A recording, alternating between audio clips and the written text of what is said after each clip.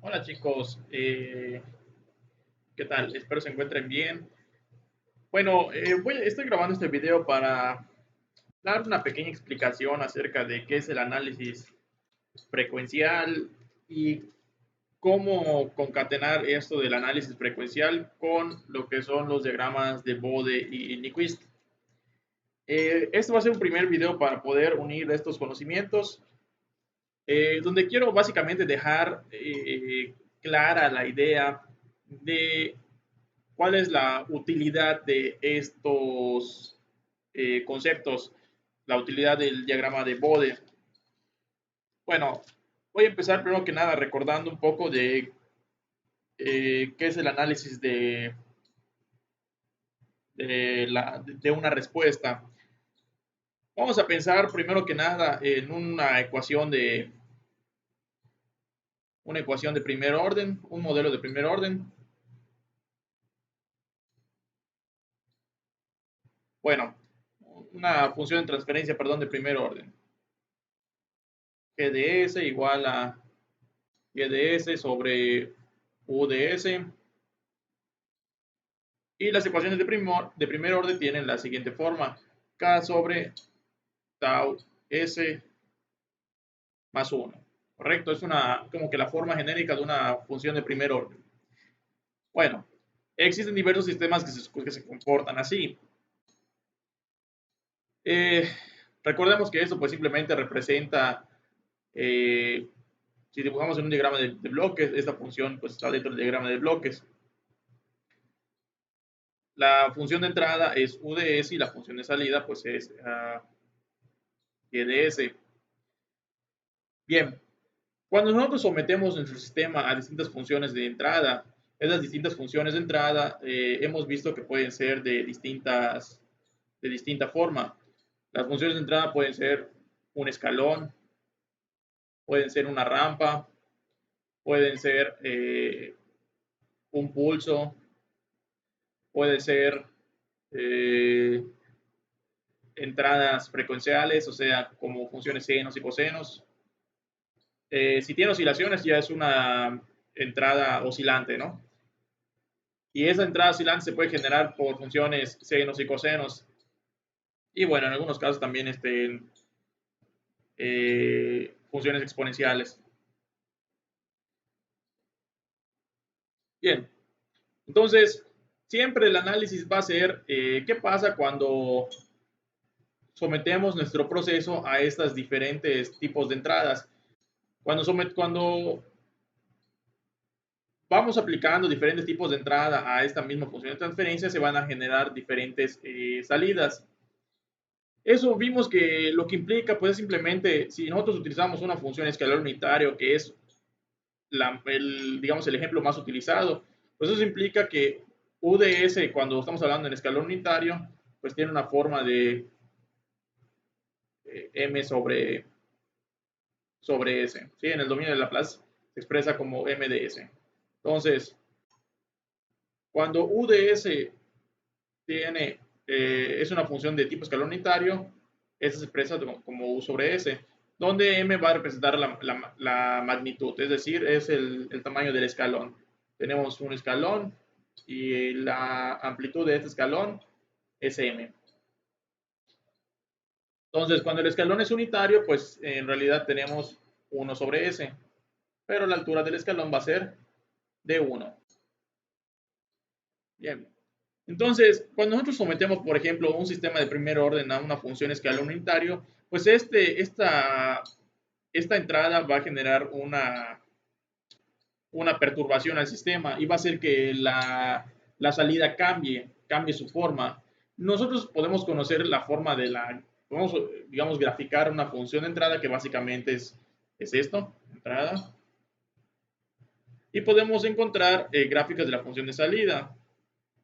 Cuando nosotros aplicamos esta función de entrada es decir, una función escalar unitario a una ecuación de primer orden, pues se va a formar algo de este estilo.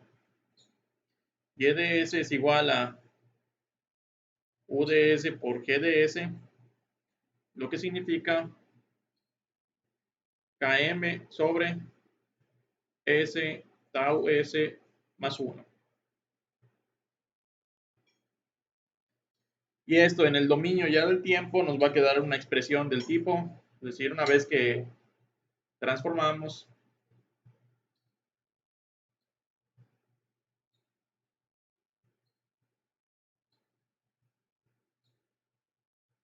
nos va a quedar una expresión del tipo y de t igual a km por 1 menos e a la menos t sobre tau. Y bueno, se supone que ya vieron en los videos cuál es el significado de tau. Tau es un número, es decir, en un modelo, pues K es un número, M es un número, tau es un número, pero tau está relacionado con la velocidad con la que responde el sistema. Si tau es un valor muy pequeñito, pues el sistema va a cambiar rápidamente. Si tau es un número muy grande, el sistema va a tardar mucho en responder. Si nosotros podemos graficar esto, y pues esto nos lleva a una gráfica del tipo, perdón,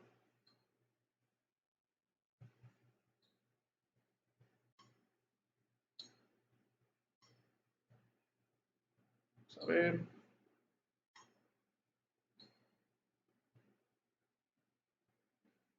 Esto pues produce una gráfica de este estilo.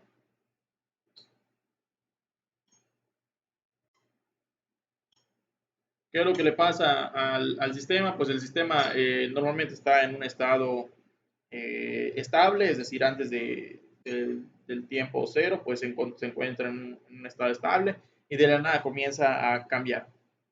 Entonces, si cuando se aplica el pulso unitario o un pulso de magnitud m, pues se produce una respuesta de este estilo.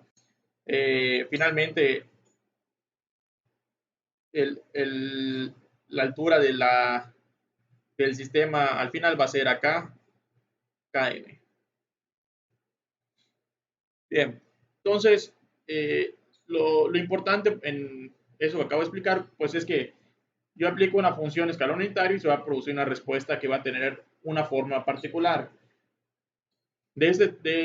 Tomando esto en cuenta, pues se pueden hacer las gráficas de diferentes funciones de entrada.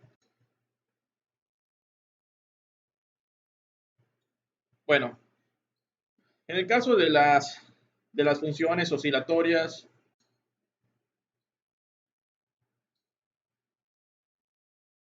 eh, en cualquier libro de control van a encontrar pues varios capítulos que presentan análisis acerca de las funciones oscilatorias. Entonces, ¿por qué se presentan estos? O sea, ¿por qué hay mucha información acerca de las respuestas oscilatorias?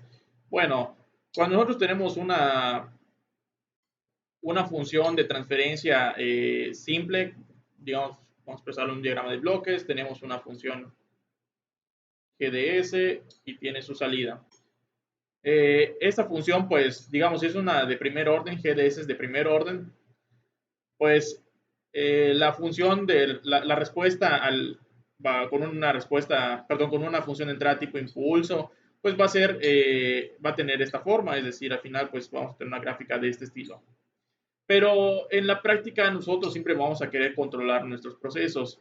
Controlar un proceso significa, les comenté en un video, perdón, les comenté en el Teams, medir la respuesta de mi sistema, agarrar y tomar en cuenta este valor, YDS, medir, y con la medición hacer una retroalimentación.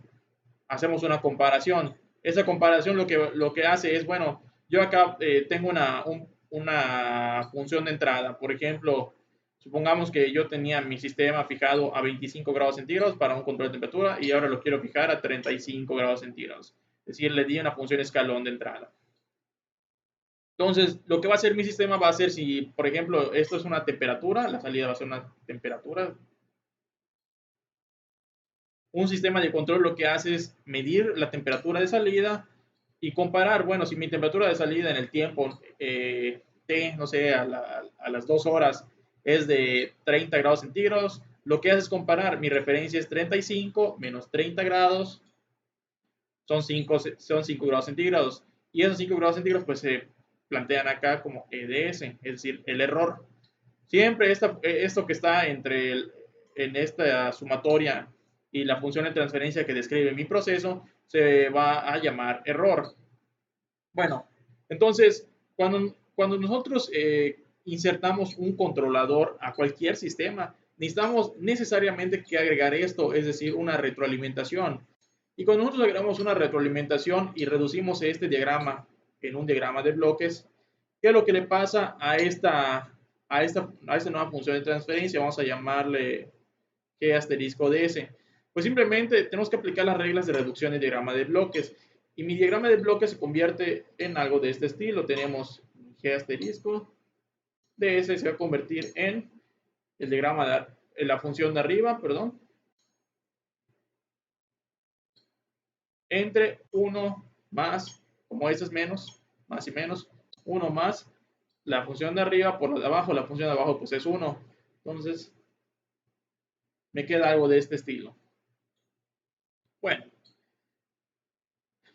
cuando nosotros hacemos esto, siempre o casi siempre mis funciones de transferencia de una función inicial que tenemos GDS se convierte en una función del tipo G asterisco DS. Esta casi siempre se convierte en una función del tipo oscilatoria. Es decir, aunque nuestro sistema esté descrito por una función estable, si nosotros le insertamos un controlador, va a convertirse en una función oscilatoria, es decir, todo mi sistema ahora se va a comportar como un sistema oscilatorio. Solo por el hecho de querer controlar mi proceso se va a convertir en un proceso oscilatorio o se puede convertir en un proceso oscilatorio. Es por esta razón que empieza a ser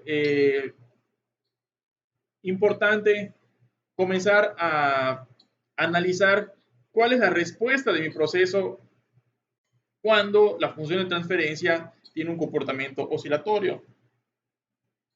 Eso significa que si acá yo le ingreso una función elemental, acá voy a tener una salida oscilatoria.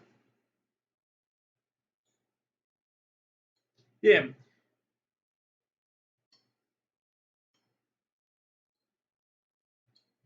Bueno, entonces ya sabemos la razón por la que es necesario realizar estudios o entender el comportamiento oscilatorio y eso implica pues necesariamente entender dos cosas. Hay dos cosas siempre, digamos dos partes muy importantes en el control y eso es conocer el comportamiento transitorio y conocer el comportamiento estacionario. Ya sabemos que el comportamiento transitorio es cuando todas las variables están cambiando y el estado estacionario es cuando esas variables ya alcanzaron un equilibrio. El sistema sigue cambiando internamente, siguen habiendo modificaciones, pero las variables ya se estacionaron, ya se estacionaron.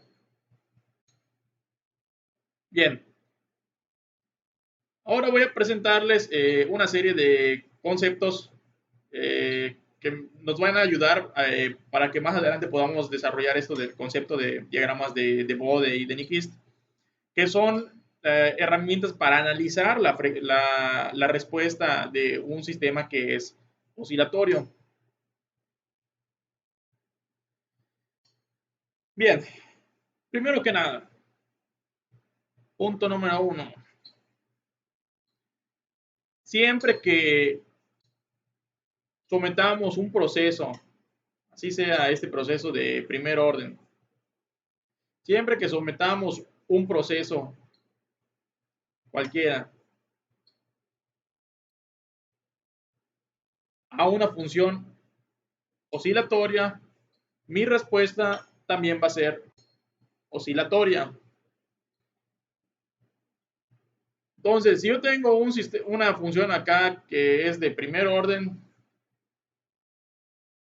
y le aplico una función de entrada oscilatoria, es decir, una función seno, una función coseno o la suma de funciones senos y cosenos y más chucherías, la respuesta también va a ser una función oscilatoria. Pero, ¿qué diferencias va a tener esta función? Ahí está la jugada. De hecho, hay algunas cositas que hay que ver gráficamente para entenderlas. Supongamos, vamos a poner de ejemplo la función seno. La función seno es una, digamos, la gráfica de la función seno. Vamos a dibujarla, ahí más o menos. Bien, ¿qué características tiene la función seno? En este caso vamos a poner seno de x. Esto es x, esto es y. Seno de x. Bueno, cuando seno vale 0, cuando x es igual a 0, seno va a ser igual a 0.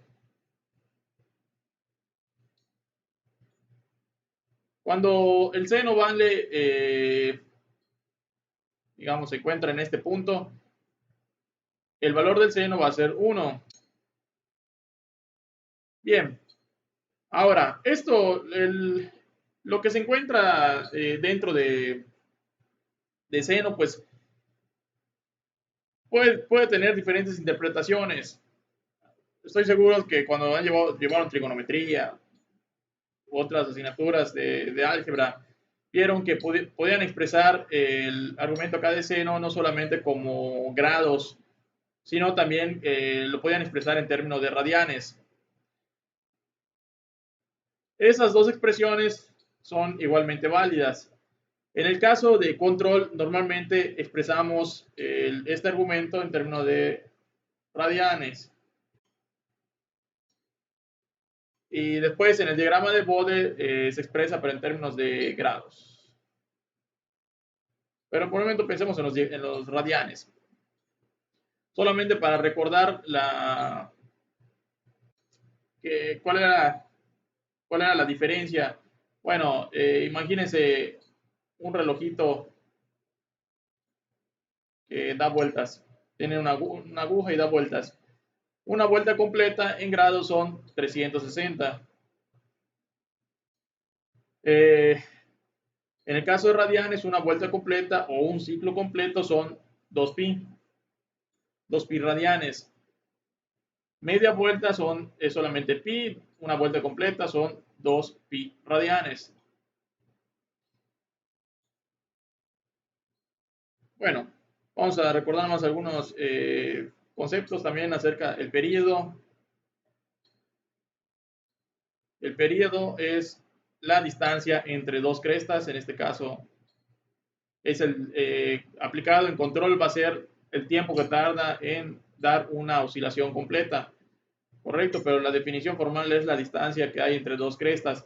Si tu variable x es tiempo, pues en este caso el periodo es el tiempo que va a tardar uh, en que se generen dos crestas en la función. Bueno, ahora también ustedes pueden encontrar algunas gráficas en libros de control expresadas en términos de radianes. Les recuerdo, un ciclo completo es igual a dar una vuelta de 360 grados o 2pi. Un ciclo completo en este caso termina acá. Es decir, empieza acá, sube, baja, pasa por el lado negativo y vuelve a llegar al mismo punto. Este punto significa 2pi radianes. El punto intermedio significa pi. Y los puntos, hay más puntos fraccionados como son pi medios y en este caso pi 3 medios de pi.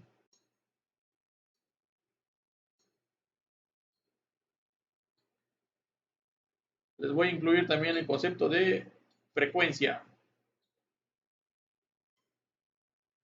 Frecuencia que está expresado con la letra omega. La frecuencia no es más que ciclos por tiempo. Ciclos por tiempo. Por ejemplo, supongamos una función que tiene una mayor frecuencia, significa que en el mismo, digamos, en un lapso de un segundo, digamos que acá son un segundo, una función que tiene alta frecuencia, pues significa que va a dar muchas más vueltas en un segundo y que es de baja de frecuencia, pues son menos oscilaciones por segundo. Correcto, en el mismo tiempo menos oscilaciones.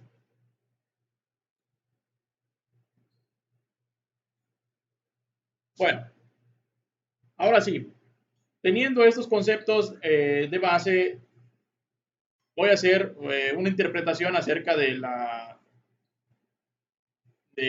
cuál es la diferencia entre una gráfica oscilatoria de función de entrada y la de función de salida. Si nosotros tenemos una función, por ejemplo, de primer orden y le aplicamos una función de entrada de tipo oscilatorio, una función seno, pues la función de entrada va a tener este comportamiento. Mi función de salida va a tener un comportamiento distinto. Y acá quiero mencionarles algo. Cuando nosotros tenemos una función de tipo y igual a seno de x, la amplitud de la función es 1. A esto le vamos a llamar amplitud. La amplitud es 1. Pero podemos tener funciones del tipo y igual a seno de x, que es exactamente esta función, pero con una mayor amplitud, pudiendo llegar a tener, por ejemplo, funciones que son exactamente igualitas, es decir, tienen el mismo periodo, eh, están en la misma fase, es decir, empiezan en el mismo punto, pero tienen una mayor amplitud. Es decir, si el valor de A es diferente de 1, pues lo que vamos a hacer es más alta o más chaparra estas oscilaciones. Bueno, entonces yo puedo aplicar una función sinusoidal del tipo A seno de WT. ¿Por qué le llamamos WT? Porque con W estoy mencionando la frecuencia en determinado tiempo y con A estoy mencionando la amplitud. La respuesta de una función de este estilo pues va a ser siempre una función oscilatoria. Y una función oscilatoria va a tener la siguiente forma. Va a tener también una amplitud, nomás le vamos a llamar atestada. Va a ser siempre el tipo sinusoidal. Va a tener eh, la misma frecuencia, pero va a tener un desplazamiento. Ese desplazamiento lo único que está diciendo es que empiezan en lugares distintos. Por ejemplo, supongamos que la función de entrada empezó en el tiempo cero, pero la respuesta no necesariamente va a empezar en el mismo lugar. Cuando el sistema empieza a responder, puede ser que empiece a responder más o menos con algo de este estilo.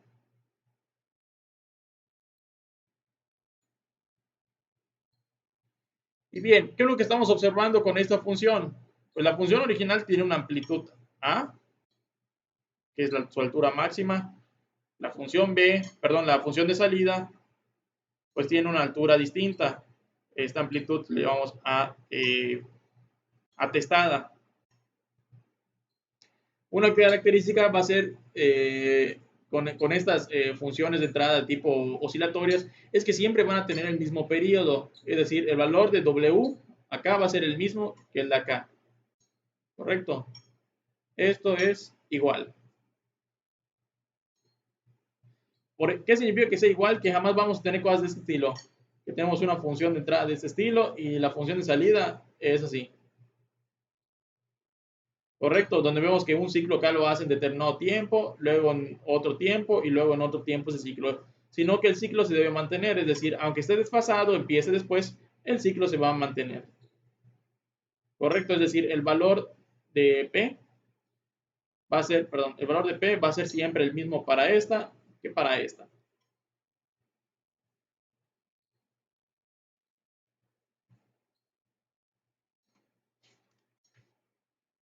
Bueno, vamos a cambiar esto un poquito más.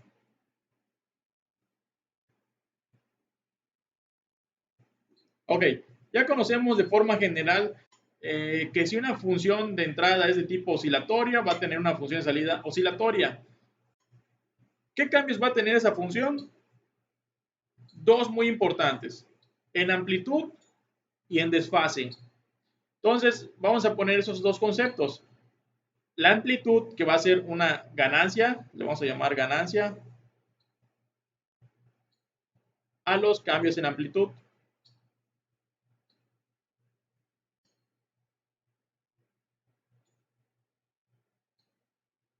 Y vamos a tener un cambio de fase.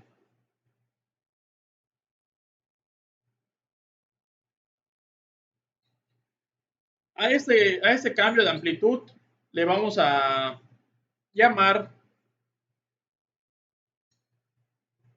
AR. Básicamente el AR es una relación entre las dos amplitudes.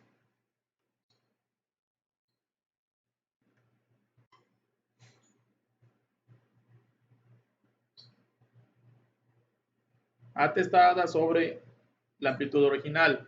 Básicamente, AR lo que significa es qué tanto más grande es la función de salida con respecto a la de entrada. Y el cambio de fase lo vamos a simbolizar con la letra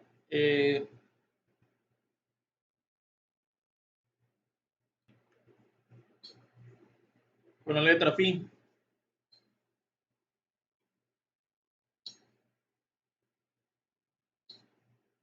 Bueno, sí, con la letra phi.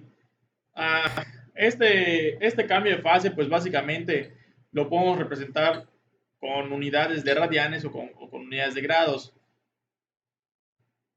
Básicamente lo que está midiendo es esta distancia. En un momento les voy a mostrar cómo desarrollar una expresión para representar el cambio, perdón, el cambio de fase. De hecho, se puede nombrar como cambio de fase, ángulo de fase o desfase de la fase. Pero bueno, simplemente es un retraso en la, en la gráfica sinusoidal de la función de salida.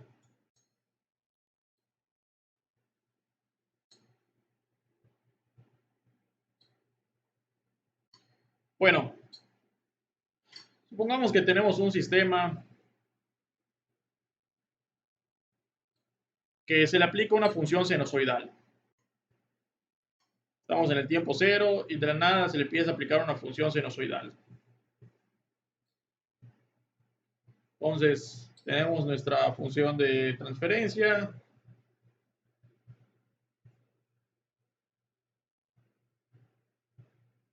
Tenemos mi función de entrada, tengo mi función de salida. Y mi función de entrada es una función de tipo sinusoidal. Bien, ese cambio sinusoidal va a ocasionarle cambios a mi sistema. Esos cambios de mi sistema no van a ser exactamente homogéneos como el que les puse acá en esta grafiquita, sino que los cambios son paulatinos, es decir, pasan por un estado transitorio donde todo se está acomodando y llegan a un estado estacionario. Ese estado estacionario es cuando ya alcanzaron este comportamiento, donde están oscilando donde digamos que las oscilaciones conforme avanza el tiempo ya son las mismas, pero al principio no se comporta de esa manera. Es decir, al principio puede ser que la respuesta sea diferente, es decir, al principio empieza oscilando menos, más y listo, se mantenga. O puede ser que empiece a oscilar al principio más y después se mantenga, es decir, llega a un estado estacionario.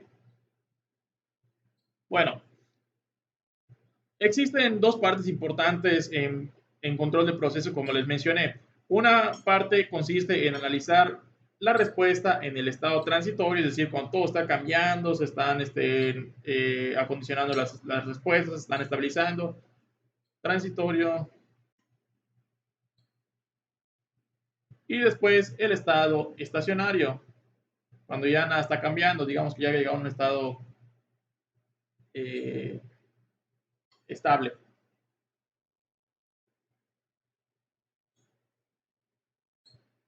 Bueno, cuando nosotros tratamos de analizar una función o la respuesta de una función de un sistema en el estado transitorio, esto involucra normalmente utilizar soluciones complejas, analizar mis modelos completitos y pues es una talacha matemática. En muchas ocasiones nos interesa analizar solamente el estado estacionario, es decir, bueno, si yo someto mi sistema a ciertos cambios, cuál va a ser mi resultado final. Muchas veces los sistemas cambian tan rápido que no me interesan su estado transitorio, me interesa el estado final, es decir, a qué condiciones va a llegar cuando yo le aplique cierta función de entrada, o yo le meta una perturbación a mi sistema con cierta función de entrada. Al final siempre voy a tratar de buscar o de averiguar cuál va a ser mi resultado final. Cuando mis sistemas pues son extremadamente lentos, pues me conviene analizar el estado transitorio. Pero cuando mis sistemas normalmente reaccionan rápido, pues siempre me interesa ir directo a qué va a pasar al final. Bueno, existen algunas herramientas que me ayudan a predecir este comportamiento, el estado final. Eh, Cabe aclarar y les quiero mencionar que cuando tenemos sistemas divergentes, si nosotros le aplicamos una función de cualquier tipo a una función de transferencia que es divergente, pues esta respuesta no va a hacer nada, es decir, va a agarrar y se va a ir al infinito. ¿Correcto? Entonces no hay nada que hacer con ese tipo de funciones. No nos sirven de nada. Pero cuando tenemos una función estable, lineal, pues eh, podemos llegar a analizar cuál va a ser su estado estacionario, es decir, cuáles van a ser las condiciones de su estado estacionario. Debido a las características a las que, digamos, las características de la función en su estado estacionario, que significa que solamente van a haber cambios en la ganancia y en la fase, pues nos interesa simplemente conocer eso, es decir, cuánto se va a trazar mi función, qué distancia va a haber, cuál va a ser, digamos, el retraso en la función en términos de grados o de radianes, y qué cambio va a tener de amplitud con respecto a la amplitud de alimentación. Si yo le alimento una función que va a tener una amplitud de 5, ¿cuál va a ser la amplitud de mi función resultante? 5, 1, 2, 3, mucho más grande, mucho más pequeña, ¿cuánto? Es con estos dos parámetros, con que yo pueda obtener estos dos parámetros, básicamente ya estoy describiendo mi sistema, mi función de salida en función de la función de entrada. ¿Correcto? Entonces, al fin y al cabo, todo se va a tratar de conocer estos dos numeritos. ¿Cuál va a ser mi ganancia o el cambio en amplitud? La relación en amplitud. De hecho, es una relación de amplitudes. ¿Y cuál va a ser mi cambio de fase? Si yo conozco esto, ya conozco cuál va a ser mi salida en función de la entrada.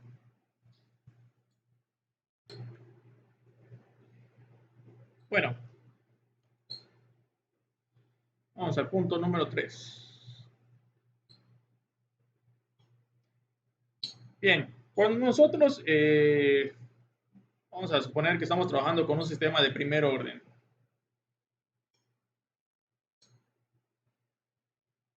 Una función de primer orden. Tenemos una función de primer orden y la sometemos a una función de entrada oscilatoria. Cuando hacemos eso, la respuesta, pues ya mencionamos que también va a ser oscilatoria. Siempre que aplicamos una función de entrada de tipo oscilatoria, la respuesta va a ser siempre oscilatoria. O cuando tenemos un sistema de primer orden que describe un proceso y lo colocamos en retroalimentación, es decir, colocamos un controlador o simplemente tiene una retroalimentación, ese sistema que es de primer orden se va a convertir en una función oscilatoria de forma general. Bueno, la forma, si nosotros agarramos y una función de primer orden, por ejemplo,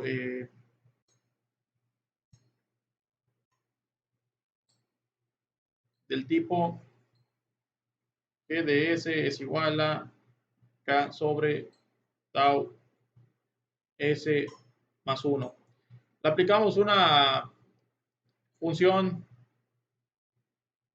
oscilatoria del tipo vamos a dejarle en el dominio del tiempo, una función oscilatoria del tipo A seno de WT. ¿Qué significa esto? El seno ya está en función del periodo, de la frecuencia con el tiempo. Básicamente es dependiendo de qué tan oscilante es y una amplitud. Si nosotros le aplicamos una función de entrada de este estilo, es decir, una función de entrada de tipo oscilatoria, en términos de transformadas de Laplace, quedaría de este estilo. UDS es igual a W sobre S cuadrada más W cuadrada. ¿Correcto? Esto lo pueden checar con tablas de transformadas de Laplace. Entonces tenemos una función de entrada de tipo oscilatoria, no es más que una función seno con amplitud A y frecuencia omega t. Y su función de transferencia es esta. Perdón, la función en el dominio de Laplace tiene esta forma. Si nosotros aplicamos esta función de entrada a esta función de primer orden, se va a producir pues una respuesta y de s. Si nosotros después aplicamos transformada inversa, podemos obtener la función de primer orden, perdón, la respuesta de este sistema en el dominio del tiempo y va a tener la siguiente forma. Es una función bastante grande. K por A por W cuadrado, tau cuadrado, más 1 por W tau por E a la menos T sobre tau menos W tau coseno de W T más seno de WT. Listo. Bueno, esto que va a representar va a ser básicamente la forma de mi salida. Tengo acá mi función digamos que tengo mi diagrama de bloques. Esto es y de t. Acá tengo u de t. Y acá tengo g de t, el dominio del tiempo. Bueno, la forma de mi gráfica de salida va a ser esta. Cuando yo le aplico una gráfica de entrada de este estilo. Bueno, ustedes pueden agarrar y inventar cualquier valor para K y para tau y grafican esto. ¿Sí? Cualquier valor para K, para tau, grafican esto en el dominio del tiempo y pues nada más van a tener una función pues de tipo sinusoidal. Al principio tiene una parte transitoria y después van a observar que conforme avanza el tiempo se estaciona. Llega a un valor relativamente constante. Eso lo pueden hacer en Excel si quieren. Pongan allá un numerito para acá, no sé, 5, un numerito para A, puede ser 3.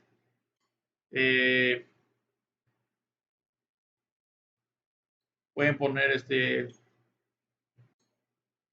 le pueden poner un valor a omega que va a ser la frecuencia del seno, lo que ustedes quieran. Y listo, grafican con respecto al tiempo, ponen un tiempo igual a 1, a 2, 3, 4, 5, 6 y van a encontrar la respuesta en Y. Y bueno, se va a formar esta grafiquita. Bien, nosotros para poder hacer un análisis en el estado estacionario, pues no requerimos de esta parte, que es la parte más compleja de mi función de salida. Esta función de salida se puede reducir a un modelo más simple, al que vamos a llamar YL de t. Básicamente, YL de t es la misma función, pero en un término largo del tiempo, es decir, cuando el tiempo tiende a infinito. Cuando el tiempo tiende a infinito, pues básicamente la función ya llegó al estado estacionario. Entonces, esto es el estado estacionario. Disculpen si no dibujo muy bien, pero todavía no domino cómo escribir con las tarjetas estas gráficas, con las tabletas gráficas. Bueno, entonces, cuando se alcanza el estado, perdón, cuando el tiempo es lo suficientemente grande, se alcanza el estado estacionario. Y esta ecuación se puede describir con una función que nada más describa esta parte. correcto, la parte estacionaria. Obviamente, pues si yo evalúo esa función en el tiempo igual a 1, 2, 3, es decir, cerca del tiempo cero, pues esta parte la va a ignorar y toda la gráfica va a ser igualita, correcto. Es decir, esta gráfica no es aplicable para tiempos cortos, solamente para tiempos largos. Entonces, existe una función simplificada, les repito, para una función de primer orden que ha sido, que tiene una función de transferencia de primer orden a la que fue sometida a una perturbación de tipo oscilatorio. La forma de esa función va a ser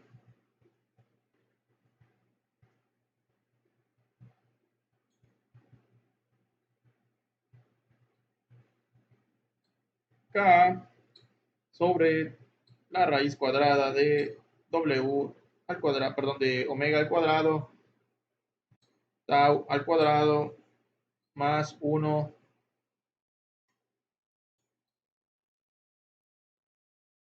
por el seno de wt más el desfase, ¿correcto? Y este desfase pues tiene una cierta forma en particular que es menos tangente inversa de w tau, ¿correcto? Es la manera en la que se calcula el desfase. Básicamente, ¿de qué va a depender el desfase? Pues de la frecuencia del sistema. Bueno, entonces, a mí me interesa siempre, perdón, en algunos casos me interesa simplemente conocer la respuesta en el estado estacionario, es decir, cuando el tiempo ha sido lo suficientemente largo. No necesariamente tiene que tender a infinito, pero así, digamos que cuando es lo suficientemente largo, prácticamente la función ya se va a comportar igual. Ciertamente, tender infinito es cuando ya llegó a un valor en específico en promedio. En cambio, decir que tiene un tiempo lo suficientemente largo, pues ya casi toda la función se va a estar comportando igual. Van a tener pequeños cambios, pero bueno, en términos prácticos, la función prácticamente es igual. ¿Y cuál es la forma de esa función? Ya que deja de cambiar tanto, pues va a ser esta.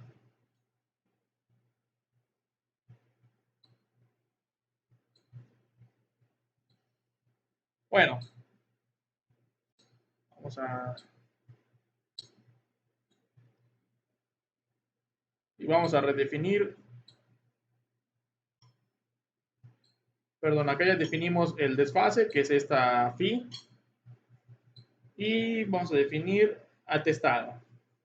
¿Cómo poder calcular el valor de la amplitud en función de mi modelo original?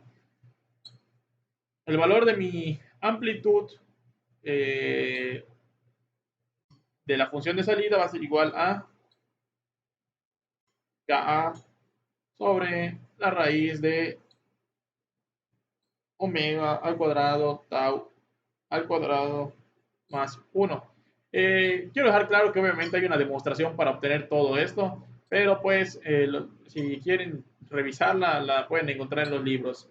Realmente en mi opinión, para los objetivos del curso, pues no es necesario eh, pues hacer todo el desarrollo matemático de cómo llegamos de esta función a esta otra función, ni de cómo obtener los valores de phi, ni de la amplitud de la respuesta.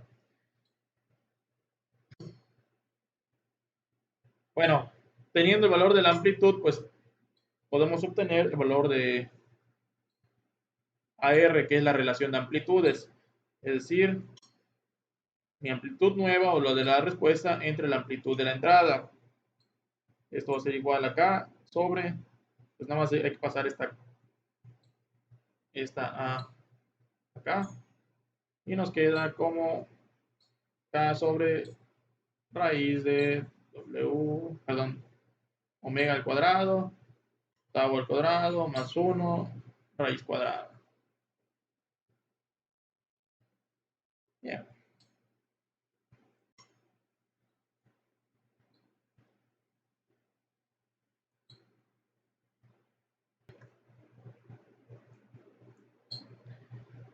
Bueno, recapitulando, si nosotros tenemos una función de transferencia, ¿qué de eso? A esta función de transferencia le aplicamos una función de entrada del tipo oscilatorio, vamos a tener una respuesta también de tipo oscilatoria. Pero esa respuesta de tipo oscilatoria va a tener algunas características diferentes. Esas características diferentes pues son que en la alimentación vamos a tener una amplitud y vamos a tener una fase. Esa fase pues va a ser siempre, digamos, eh, cero o realmente no existe cambio de fase porque empieza, digamos, en tiempo igual a cero. Y en mi salida lo que vamos a tener es un cambio de amplitud, es decir, se va a hacer más grande o más chaparrita la función de salida, vamos a llamarle atestada, y si vamos a presentar un desfase, se va a mover un poco esta, perdón, se va a mover un poco esta gráfica. Acá sí va a tener una phi, un valor de phi. Entonces, realmente acá el valor de phi no existe como tal porque pues se está partiendo de cero, ¿no? En el tiempo cero empezamos a la función de transferencia. Entonces, esos son los únicos cambios que va a tener mi función. Bien, ¿qué quiere decir esto? Que si nosotros conocemos nuestra función de transferencia y conocemos la función que le estamos alimentando, no tenemos que hacer la solución completa de la función de transferencia, hacer todo la antitransformada, el acomodo algebraico, todo ese circo, no tenemos que hacerlo para la función de transferencia para conocer cuál va a ser el comportamiento de mi función de salida, pero en el estado estacionario. Es decir, cuando ya no esté cambiando más mi función de transferencia y salida, puede estar oscilando, pero ya está oscilando de manera, digamos, estable. Entonces, al fin y al cabo, ya desarrollamos unos modelos que nos ayudan a predecir esos valores.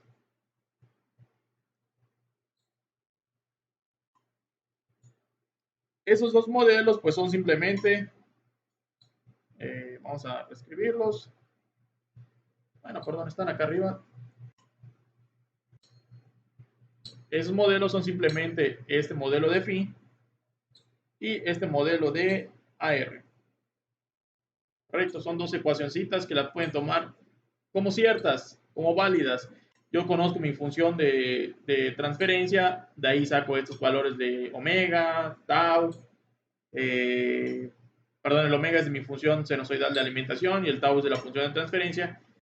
Igual acá es de la función de transferencia y listo, puedo conocer cuál va a ser esa relación de amplitudes. Básicamente yo multiplico la amplitud de alimentación con la relación de amplitud y listo, voy a obtener la amplitud en la salida. Y mi desfase pues simplemente va a ser la menos tangente inversa de omega por tau. Es decir, va a depender exclusivamente de la función de entrada. Bien, bueno, vamos a hacer un análisis ahora de qué pasa cuando tenemos funciones de transferencia más complejas. ¿Qué significa eso de más complejo? ¿Qué pasa cuando tengo una función de transferencia que ya no es necesariamente de primer orden? Bueno, existen algunas herramientas para poder conocer la respuesta de transferencia de una función que ya no es de primer orden. De hecho, para funciones de orden n, de cualquier orden. Cuando la función de transferencia ya no es de primer orden, técnicamente los modelos que desarrollamos acá arribita pues ya no son válidos. Todas estas expresiones que vimos acá, a ver, esta y esta, están calculadas en los libros, de hecho en el CIBOR, para un sistema de primer orden, es decir, están basadas en esta respuesta frecuencial. Pero cuando el sistema es de orden n, es decir, de cualquier orden, pues teóricamente ya no serían válidas estas expresiones.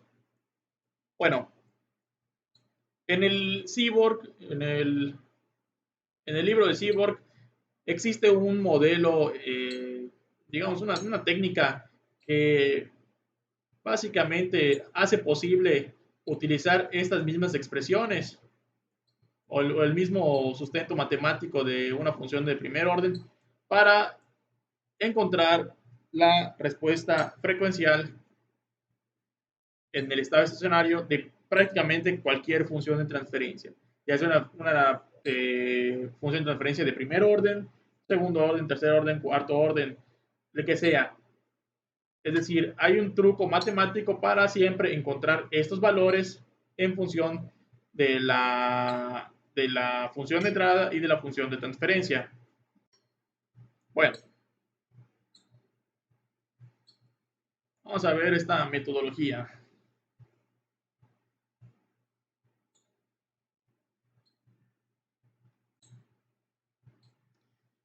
Para poder calcular básicamente los parámetros de phi y de AR, vamos a valernos de una, digamos, de un truco matemático que está demostrado, o sea, en un artículo, creo que lo publicaron por ahí de 1900, principios de 1900. Básicamente es una técnica matemática que me ayuda a resolver las ecuaciones, pero utilizando, trabajando en el dominio imaginario. ¿Qué es lo que se tiene que hacer en esta metodología? Paso número uno, vamos a sustituir las S por un número imaginario. Ese número imaginario va a ser J omega. ¿Dónde vamos a sustituir esto? En la función de transferencia, GDS. Por ejemplo, si yo tengo una función de transferencia GDS igual a K sobre tau S más 1, lo que voy a tener que hacer es obtener una función del tipo G de JW. ¿Sí? Lo voy a pasar a un dominio imaginario. Bien, ¿qué es lo que voy a hacer acá? Pues simplemente sustituir en todos los valores donde todos teníamos S, sustituirlos por JW, por números imaginarios. Entonces acá me va a quedar K, abajo me va a quedar tau, y pues acá se convierte en W, JW, perdón, J omega más 1. Una vez que nosotros tenemos esto, lo que vamos a hacer es expresar mi función como un número, complejo. Es decir, los números complejos que tienen su parte real y su parte imaginaria. Entonces, esta función de transferencia que ahora está en el dominio eh, JW, perdón, J omega, la tenemos que dejar expresada con su parte real, R de omega, más su parte imaginaria. ¿Qué significa eso? Vamos a tener que hacer ciertos arreglos matemáticos acá para dejar expresada esta misma expresión, esta misma función de transferencia con este formato. ¿Qué es lo que normalmente van a tener que hacer? Algo de este estilo. Por ejemplo, acá yo tengo mi función de transferencia en términos de JW, perdón, J omega. Y para expresarlo con este formato, lo que van a hacer es simplemente hacer un ordenamiento algebraico. ¿Qué implica esto? Pues multiplicar esto por el conjugado del denominador. Para multiplicar esto, básicamente van a multiplicar y dividir toda mi función de transferencia por el conjugado del denominador. Este conjugado va a ser menos tau j omega más 1. Y recordando un poquito de algebrita, si tienen a más b por a menos b, esto es igual a cuadrada menos b cuadrada. Entonces, por otro lado, si yo multiplico y divido por, lo mismo, por la misma expresión, pues no le estoy haciendo nada a mi función.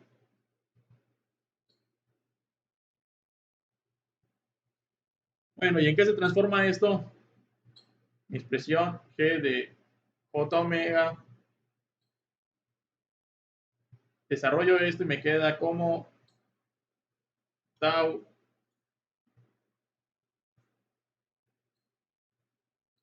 A ver, vamos a reacomodarlo.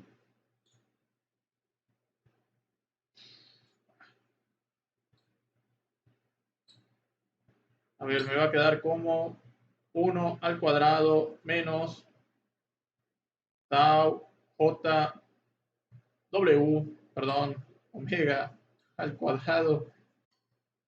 Y arriba, ¿qué me queda? Pues simplemente k por esto.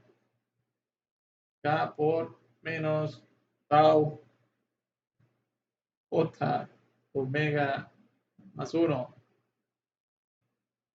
Y bueno, esto a la vez se puede seguir reduciendo. ¿Cómo nos queda? 1 al cuadrado, 1 menos, y acá tenemos el cuadrado de estas tres factores. Tau al cuadrado, pues es tau al cuadrado. Un número imaginario, recuerden que un número imaginario es raíz de menos 1. Si yo elevo este número al cuadrado, ¿qué es lo que pasa? Que se cancelan estas raíces. Entonces, al final, ¿qué me queda acá? Menos 1. Y si elevo el omega al cuadrado, pues me va a quedar esto. Y arriba, ¿qué es lo que me está quedando? K por, vamos a poner 1 menos tau j omega. Y bueno, terminando de reducir el número, me queda como 1 menos, perdón, 1 más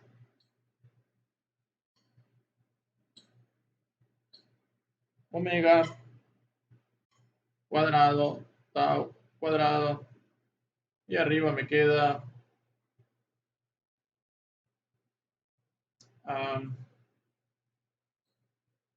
K1 menos tau j omega. Bueno, como paso final vamos a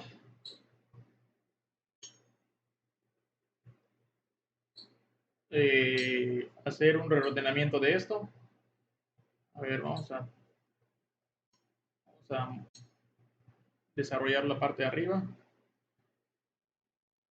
Que queda como K menos K tau j omega. Bueno, pues podemos agarrar y dividir este denominador entre cada uno de estos términos y nos va a quedar una expresión del tipo K sobre 1 más omega cuadrada, tau cuadrada, menos j 1 más omega cuadrada, tau cuadrada, y arriba K omega tau. Y como pueden observar, esto pues es un número real y esto es un número imaginario. Bien, claro, ahí le vamos a llamar a la parte, a la parte real de este número imaginario. A ver. Bien, bueno, siempre esta va a ser la jugada, ¿no? Ya que tenemos una función de transferencia, esa función de transferencia la podemos expresar de esta manera, es decir, como un número con parte real y parte imaginaria, pues haciendo simplemente un ajuste algebraico, que consiste pues en multiplicar y dividir por el conjugado del denominador. Hacemos un arreglo y simplemente reacomodamos. Entonces acá pues este número es real, ¿no? La K es un número cualquiera, el omega es un número cualquiera y el tau es un número cualquiera. Entonces, esto pues es un número real y acá pues este va a ser un número imaginario. Bueno, si nosotros expresamos nuestra función de transferencia en el dominio imaginario, pues nos va a quedar un número complejo. Es decir, la función de transferencia va a quedar expresada como un número complejo, un número con una parte real y un número con una parte imaginaria. El paso número 3 consiste en obtener eh, mis relaciones que son AR y phi. En el caso de phi, lo vamos a calcular con tangente inversa de la parte imaginaria entre la parte real. Es decir, voy a agarrar la parte real acá, perdón, la parte imaginaria de mi número de mi número complejo de la función de transferencia y lo divido entre todo este número, entre la parte real de mi número eh, entre la parte real de mi función de transferencia en el dominio imaginario. Y mi función AR,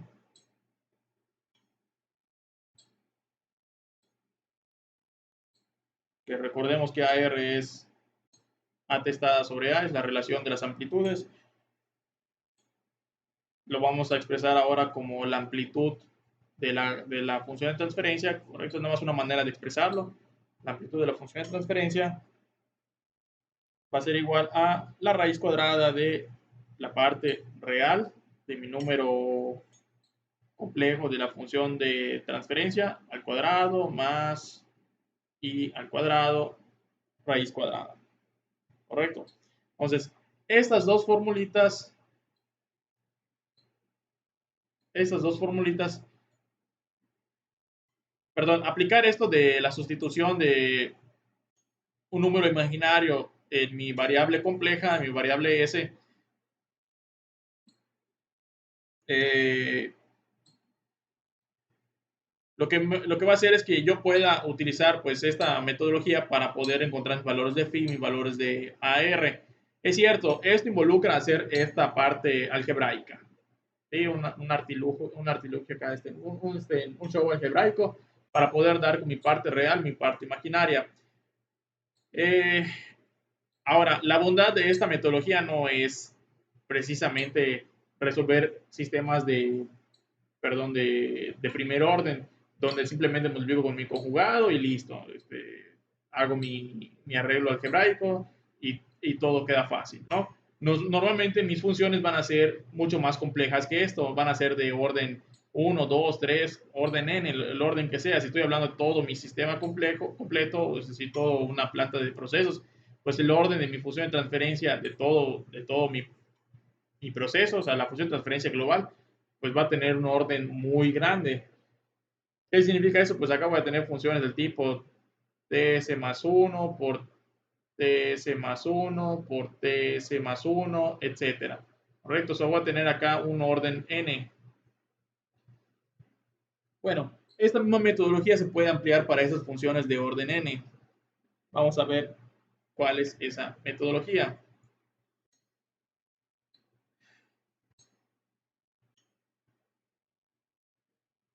Perdón, me faltó renombrar las cosas. Le vamos a llamar, vamos a estar utilizando esta expresión que va a ser como que la amplitud de la función de transferencia, así vamos a entender esto, amplitud de la función de transferencia, nada más porque recuerden esta nomenclatura, y también vamos a llamar a lo que conocíamos como phi, le vamos a llamar ángulo de fase, y lo vamos a expresar como este simbolito de ángulo con la letra G, básicamente el ángulo de la función de transferencia o ángulo de fase. Es lo mismo, ya sea con esta expresión o con la phi, va a ser exactamente lo mismo. Pero bueno, lo que pasa es que más adelante se empieza a manejar. Bueno, en los libros de control empiezan a utilizar esta notación, que el angulito de la función de transferencia o la amplitud de la función de transferencia. Bueno, entonces vamos a extender esto para un sistema de orden n. En el caso de los sistemas de orden n, supongamos que tenemos una función de transferencia. Les voy a dibujar el modelo que es general. Una función de transferencia GDS, donde arriba tienes funciones de transferencia pequeñitas, como expresadas como factores. GADS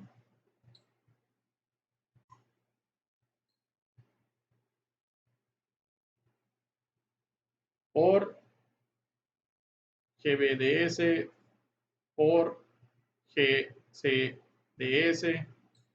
etcétera. Y abajo tengo funciones igual de tipo, vamos a llamarle G1DS,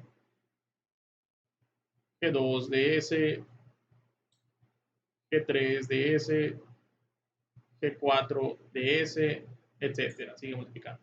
¿Qué significa esto? O sea, no es que se trate de funciones de transferencia pequeñitas dentro de una función de transferencia más grande, sino que podemos nosotros expresar cualquier función de esta misma manera. Por ejemplo, supongamos que tenemos una función del tipo, no sé, tau de tau 1, s más 1, entre tau 2 de s más 1, tau 3, s más 1, tau 4, s más 1, etcétera. Pues bueno, para mí, yo puedo decir que esto va a ser G1, esto va a ser G2, y esto va a ser G3, y esto es GDA. Correcto, en el numerador lo vamos a llamar así GDA, B, C, D, y en el denominador vamos a utilizar números. G1, G2, G3, etcétera. Bueno, el chiste de esto pues va a ser, bueno, ¿cuál va a ser obtener mi amplitud, es decir, amplitud de la función de transferencia y mi desfase? Correcto. Amplitud y desfase. Vamos a utilizar ahora esta simbología. Entonces, utilizando la misma metodología que vimos anteriormente, podemos obtener la amplitud y el ángulo de desfase para cualquier función de transferencia de orden n, no importa qué tan compleja sea. Entonces, les puse esta notación para que se den una idea de cómo pueden ustedes expresar esta expresión con este formato. Básicamente se trata de interpretar mi función y asignarles distintas funciones de transferencia. El chiste es que las funciones de transferencia que yo estoy utilizando acá sean pequeñitas. ¿Por qué tienen que ser pequeñitas? Porque tienen que parecerse a una función, digamos, de primer orden. ¿Para qué? Para poder utilizar todo lo que está ahí arriba. Si mis funciones acá son de orden n, es decir, yo tengo acá factores, por ejemplo, del tipo eh, tau s cuarta más 5 por tau s más 1 por tau s, ya sea tau 1, 2, 3, tau s más 2, etcétera. Pues este tau no es de orden 1. ¿Qué implica eso? Que no estoy descomponiendo mi función de transferencia como que en cachitos que sí me sean funcionales. El chiste va a ser siempre tener una función de transferencia expresada en cachitos que sean simples. Pueden ser una simple constante. Si yo tengo arriba una constante, esta para mí va a ser mi GA. Bueno, entonces voy a desmenuzar este sistema y para obtener, perdón, para obtener el ángulo de fase y la magnitud de la magnitud de la función de transferencia, vamos a hacer lo siguiente.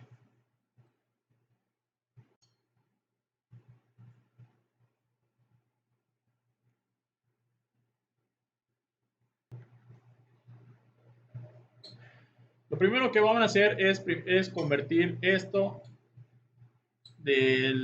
función de transferencia del dominio complejo, perdón, del dominio de S al dominio complejo.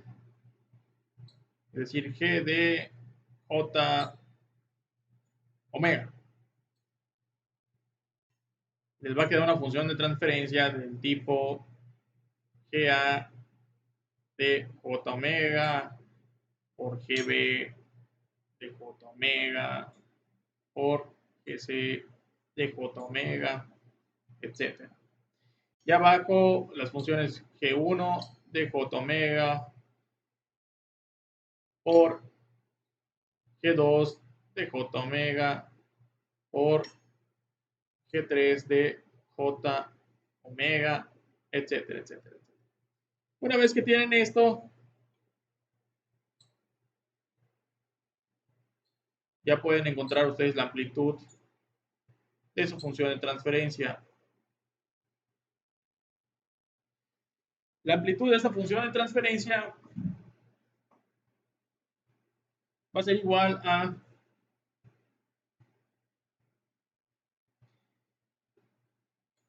la división de las la división de la multiplicación de las amplitudes del numerador entre la multiplicación de las amplitudes del denominador.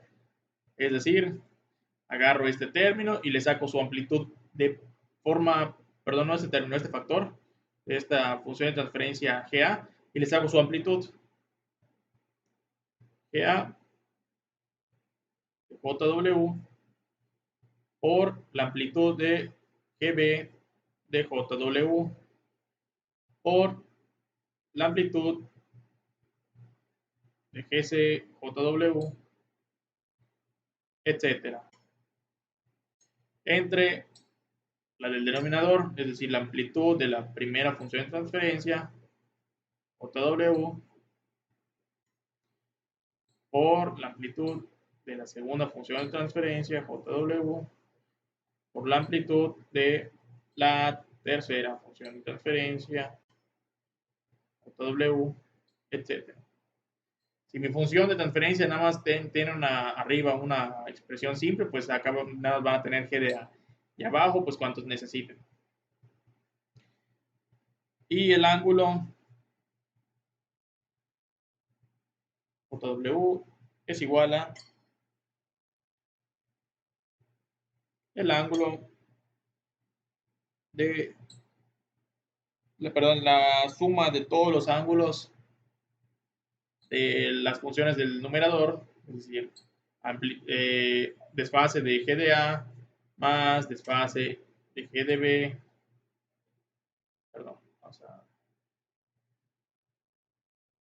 G de A en el dominio este complejo, más el desfase de G de B en el dominio complejo, más el desfase de G de C en el dominio complejo, más, ok, todas, menos los desfases, pero ahora del denominador, es decir, desfase de G1 en el dominio complejo, JW, más desfase de la G2 en el dominio complejo, más G de 3, JW, más todas las que sigan. Y listo.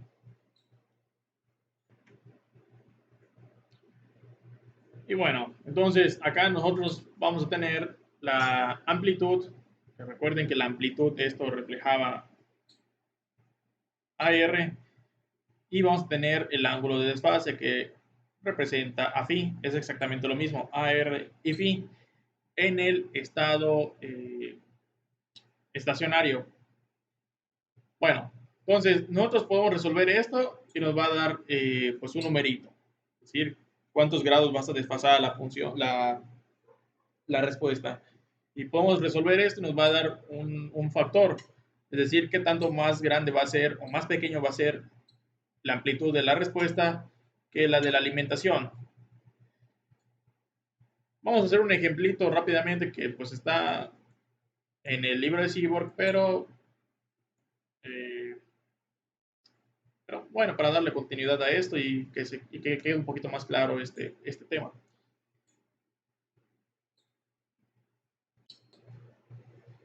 Bueno, vamos a suponer que tenemos un sistema de segundo orden.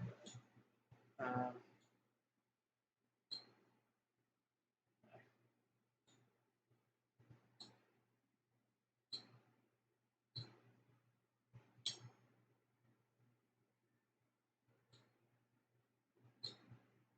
tenemos una función g de s igual a k sobre tau 1 s más 1, tau 2 s más 1. Bueno, acá no voy a multiplicarla por una función de entrada porque esta función ya es de segundo orden. Eh, ¿Qué significa esto? Que la forma de la respuesta de esta función va a ser oscilatoria. No necesariamente tengo que multiplicarla por una función de entrada para convertirla en segundo orden. Eso de multiplicarlo por una función de entrada aplica solamente para los casos en los que yo tengo una función de primer orden y al multiplicarlo por una función de entrada de tipo oscilatoria, pues la respuesta va a ser oscilatoria. Entonces, lo que estoy haciendo en esa situación, pues es que convierto mi función de transferencia en una función de segundo orden. Acá yo tengo una función de segundo orden, entonces yo puedo aplicar este concepto directamente con esta ecuación. O puedo, sí, someterla a una función de entrada de tipo oscilatoria y hacerla un poquito más compleja. Pero bueno, para mostrarles la funcionalidad de la metodología que acabamos de ver, eh, pues podemos utilizar esta simple ecuación. Como podemos observar, es una función de segundo orden. Y lo que vamos perdón, a obtener va a ser la amplitud de la función y, y el desfase angular de esa función. En el caso que nosotros teníamos una función de transferencia g de s, lo que hacíamos era, por ejemplo, multiplicarla por una función u de s y listo, teníamos una función y de s, ¿correcto? Y esta función pues ya era de segundo orden.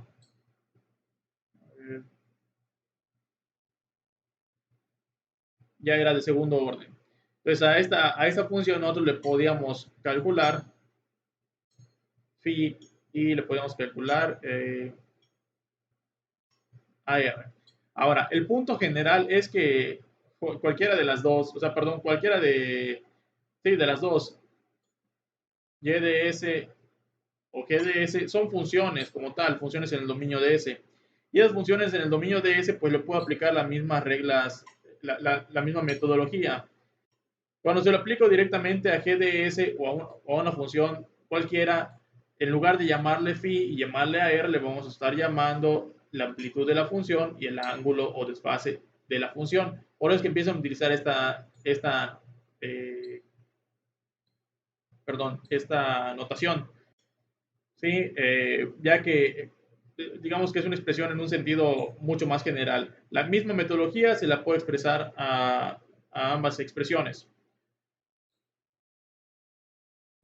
Bueno, vamos a hacerle el tratamiento matemático de la metodología que acabamos de ver a esta función GDS. Pero les repito, pueden hacerlo cuando le aplicamos una entrada o simplemente directamente a la función. La aplicación es funciones de segundo orden o superior. ¿Funciona también para funciones de primer orden? Sí. Pero para funciones de primer orden podemos aplicar las formulitas de manera directa y no tener que hacer tanto circo.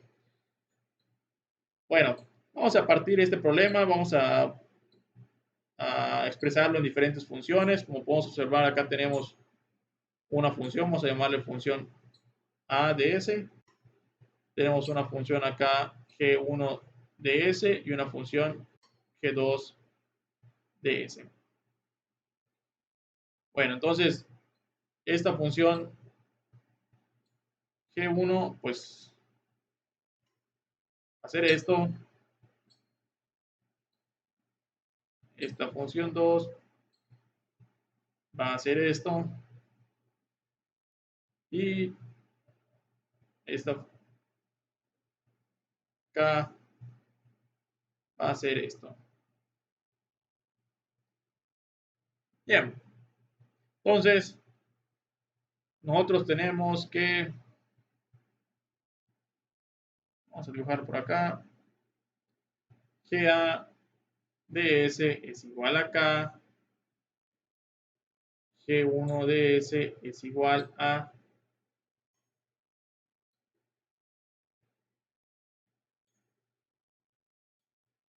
tau 1s más 1 y G2 ds es igual a tau 2 ds más 1. Bueno, este era mi primer paso, ¿no? Identificar cuáles son mis funciones. Vamos a llamarle paso 1.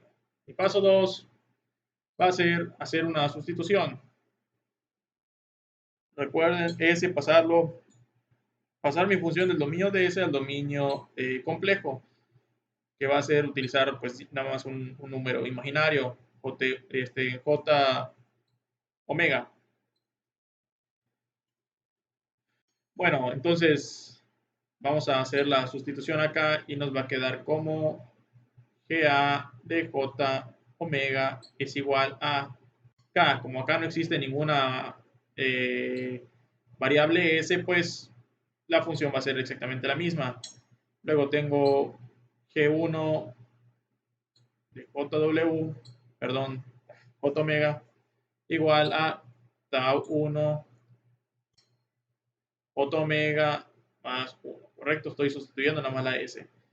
Después G2 en el dominio imaginario, perdón, en el dominio complejo, JW, tau 2 J omega más 1. Entonces ya expresé esto en el dominio imaginario. Siguiente paso. Vamos a dejarlo por acá.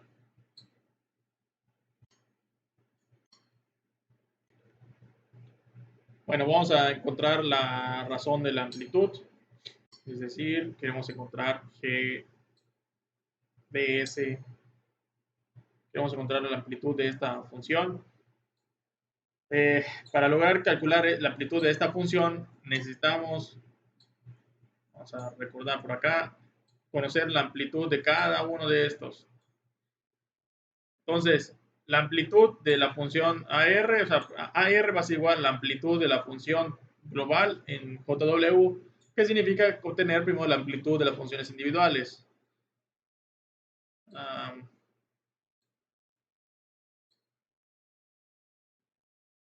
Entonces, vamos a ganar la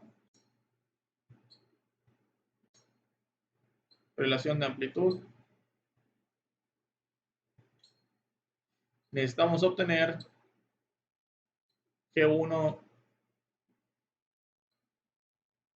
de JW, su amplitud. Necesitamos obtener, perdón, GA, después G1 y la amplitud de G2 JW. Necesitamos estas tres expresiones. Y vamos a recordar cómo calculamos la amplitud de una función. Vamos a ir acá arribita. Ahí. Perdón.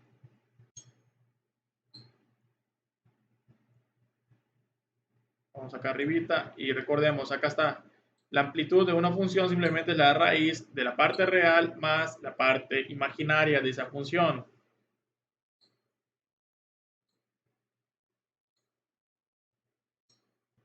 Bueno, entonces, la amplitud es la raíz de la parte real al cuadrado más la parte imaginaria al cuadrado.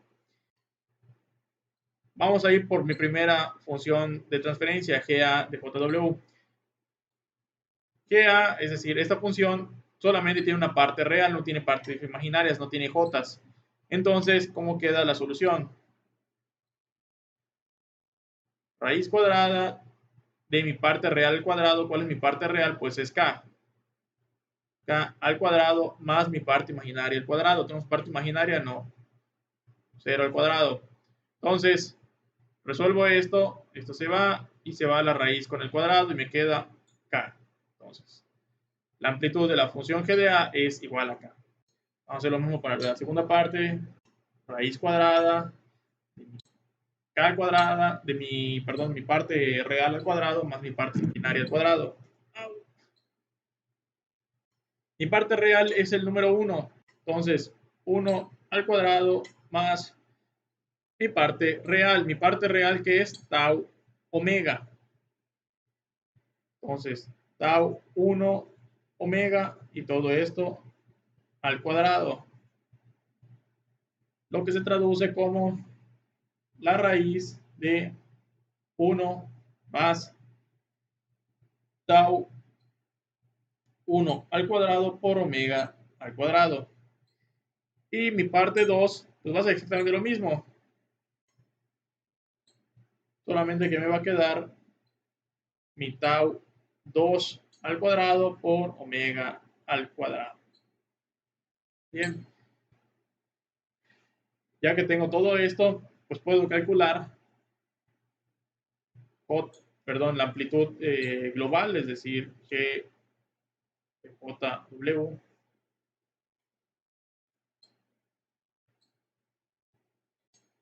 ¿Cómo calculo esto? Pues va a ser simplemente la amplitud de AJW entre las amplitudes G1 JW, G2 JW, lo que significa pues, la amplitud de G de A va a ser K. Y luego las amplitudes de abajo pues son estas dos. Es decir, raíz cuadrada de 1 más tau 1 al cuadrado W cuadrada, raíz cuadrada de 1 más tau 2 al cuadrado omega al cuadrado.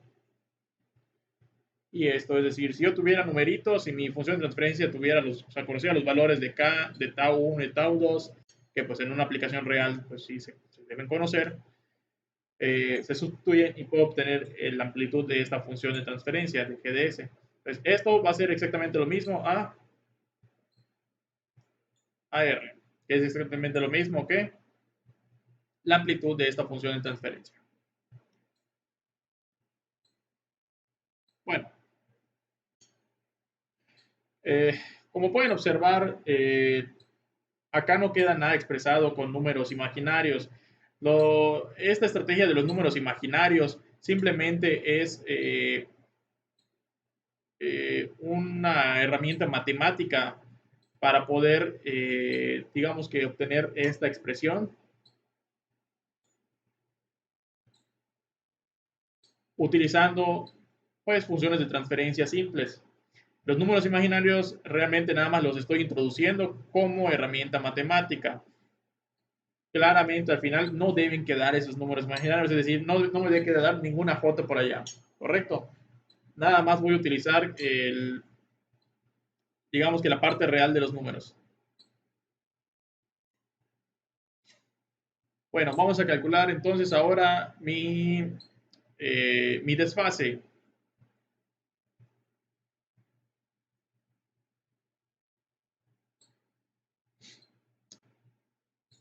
Perdón, todo esto es la parte 2, perdón, parte 3, parte 4, el desfase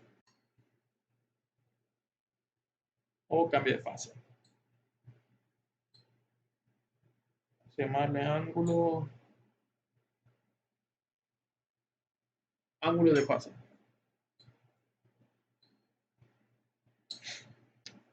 Bien, ¿cómo calculo mi ángulo de fase? Para calcular mi ángulo de fase lo que voy a tener que calcular son los ángulos individuales, es decir, el ángulo de la función de transferencia A de JW, el ángulo de la función G1 JW, perdón, J omega, y el ángulo de la función de transferencia 2, j omega. ¿Cómo calculo estos respectivos ángulos? Vamos a la formulita original.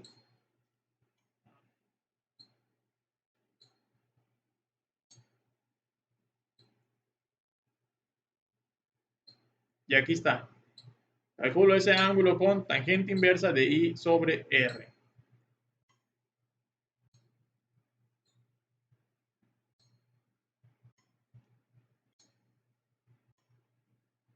Bueno, vamos por la primera. Vamos a dibujarlo acá. Esto va a ser igual a la tangente inversa de I sobre R. Bien, y vamos por la función g de a. Bueno, la función g de a, pues recordemos es solamente k. Entonces vamos a aplicar la tangente inversa de la parte imaginaria sobre la parte real. Como podemos observar, este número no tiene parte imaginaria. Su parte imaginaria pues, es 0. Y su parte real es k. Bueno, acá pues tangente de 0, 0 sobre constante, 0, tangente inversa de 0 es 0. Vamos a la segunda función, a la segunda, sí, función de transferencia. Es tangente inversa de parte imaginaria. ¿Cuál es la parte imaginaria de este número? Es tau 1 omega sobre la parte real. La parte real es 1. Pocas palabras, es la tangente inversa de tau 1 omega. Y la última función pues va a ser exactamente lo mismo, pero con tau 2. Es decir, tangente inversa de tau 2 omega. Bien. Vamos a sacar el ángulo de JW.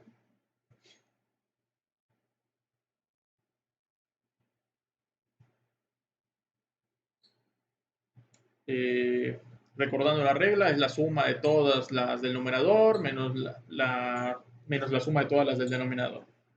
Es decir, vamos a tener G de A, JW menos G1 de JW más G2 JW. Listo. Entonces sustituimos acá.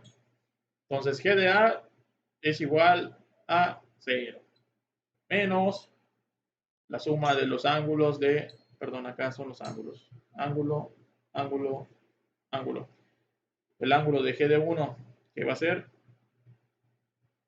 tangente inversa de tau 1 omega más tangente inversa de tau 2 omega. Listo, este es el ángulo de mi fase.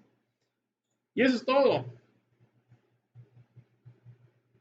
Este es el ángulo y esto es la amplitud, la relación de amplitud. ¿Correcto? Entonces, más allá de que si hay o sea, si ya está multiplicado por una función de entrada o lo que sea, pues el chiste es que esta herramienta matemática se puede aplicar a cualquier función en el dominio de S. Lo que se está haciendo con este artilugio es que, bueno, la relación de amplitud y el ángulo de fase yo no lo voy a cambiar expresándolo con un número S o con un número imaginario. Entonces, así yo estoy haciendo este cambio, digamos, de variable, mi relación de amplitud y mi ángulo de fase no van a cambiar, van a ser exactamente lo mismo. Por eso es que esto que tenemos acá, es decir, este G de JW va a ser lo mismo que la amplitud de G de S. Y acá va a ser exactamente lo mismo el ángulo de JW que el ángulo de G de S. Así se ha expresado también, o sea, si mi función fuera una función y de s, pues va a ser exactamente lo mismo, es la amplitud de la función y el ángulo de la función. el tratamiento matemático va a ser exactamente lo mismo. Entonces, esta herramienta lo que me ayuda, pues es que si yo tengo una función de transferencia que es un poquito compleja, como la que está acá, o tiene muchos más términos, pues al fin y al cabo esta función se descompone en términos un poquito más simples y esos términos más simples pues me ayudan a calcular la amplitud de la relación de amplitud y el ángulo de fase.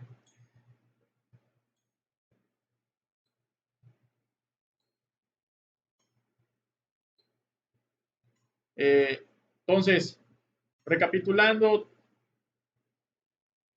¿cuál es la utilidad de esta función? Es que yo tengo un modelo, una función de transferencia GDS, a la que le aplico una función de alimentación, o sea, una función de entrada, y se va a producir una diferencia, perdón, sí, una función de salida. Esa función de salida puede ser que haga locuras al principio en su estado transitorio, pero eventualmente eh, llega a un estado estacionario donde ya la parte estacionaria pues ya no está cambiando con el tiempo. Es decir, sigo oscilando, pero digamos que ya oscila de forma constante. Entonces, mediante estas herramientas matemáticas, yo puedo relacionar estas dos curvas, mi curva de alimentación con mi curva de salida.